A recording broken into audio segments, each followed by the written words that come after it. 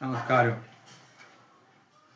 ഇന്ന് ശ്രീരാമ അവതാരം ശ്രീമദ് ഭാഗവതത്തിലെ ഈ ഭാഗം ഒന്ന് പാരായണം ചെയ്യാൻ ആഗ്രഹിക്കുകയാണ്. അതിനു മുൻപ് നമ്മുടെ ഭാരതീയ പുരാണ സൃഷ്ടിപ്രകാരം ബ്രഹ്മദേവൻ ആദ്യം ഉണ്ടായത് മരീചി, അത്രി, അങ്കിരസ്, പുലഹൻ, പുലസ്ത്യൻ, ക്രതു എന്ന ആത്മജന്മാർ, അതായത് മാനസപുത്രന്മാർ. അതിൽ മരീചിയുടെ മകനാണ് കശ്യപൻ. കശ്യപന് അതിഥി എന്ന ഭാര്യ ജനിച്ച മകനാണ് ദേവേന്ദ്രനും സൂര്യൻ അഥവാ ദേവന്മാർ. സൂര്യപുത്രനാണ് മനു. വിശ്വകർമാവിൻ്റെ പുത്രി സപ്നയിൽ സൂര്യൻ ജനിച്ച മകനാണ് മനു. മനുവിൻ്റെ മകൻ ഇക്ഷാകു. ഇക്ഷാകുവിൻ്റെ പുത്രൻ മഹാഭിഷക്. മഹാഭിഷക്കിൻ്റെ മകൻ രഘു. രഘുവിൻ്റെ പുത്രൻ ദിലീപൻ. ദിലീപൻ്റെ പുത്രൻ അജൻ. അജൻ്റെ പുത്രൻ ദശരഥൻ.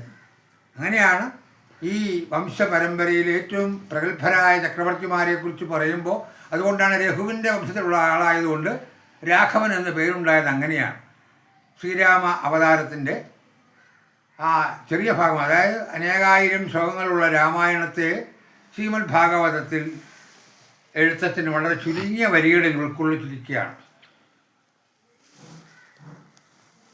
സന്ദകാരം ഭുജഗശയനം പത്മനാഭം സുരേശം വിശ്വാധാരം ഗഗനസദൃശം മേഘവർണം ശുഭാംഗം ലക്ഷ്മീകാന്തം കമലനയനം യോഗി ഹൃദ്യാനഗമ്യം വന്ദേ വിഷ്ണും ഭവ അഭയകരം സർവലോകൈകനാഥം.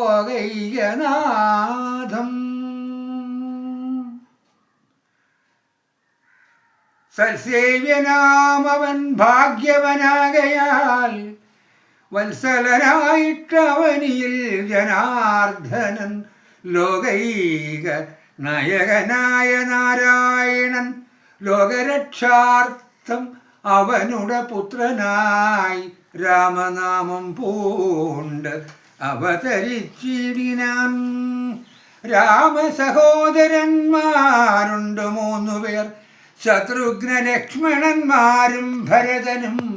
ഉത്തമന്മാർ അവർ രാമനോടൊക്കുമേ രാമാവതാര കഥകളും കൗശികമാമുനി തന്നോട് കൂടെ ഗമിച്ചതും തടകയെ കൊന്ന യഗവും രക്ഷിച്ചു കേട് അഹല്യയ്ക്കു കളഞ്ഞു പാലിച്ചതും വില്ലുമുറിച്ചതും സീതയെ വെട്ടതും കല്യനാം ഭാഗവൻ തന്നെ ജയിച്ചതും താരവചനേന കാടകം ബുക്കതും പ്രീതനായി ചിത്രകൂടാചലം വാണതും രാക്ഷസി തന്നെ വിരൂപണം ചെയ്തതും രുക്ഷരായുള്ള ഖരാദിയെ കൊന്നതും സുഗ്രീവസഖ്യം കഴിച്ചതും ബാലിയെ നിഗ്രഹം ചെയ്തതും സേതു ബന്ധിച്ചതും രാവണൻ തന്നെ സകുലം മുടിച്ചതും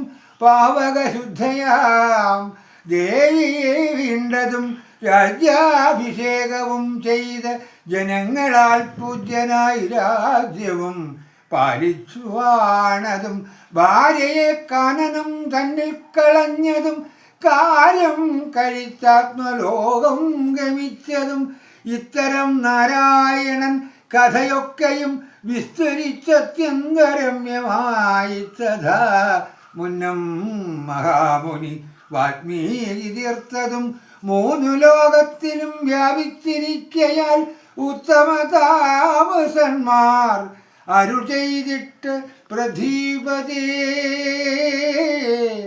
കേട്ടിരിക്കുമല്ലോ ഭവാൻ.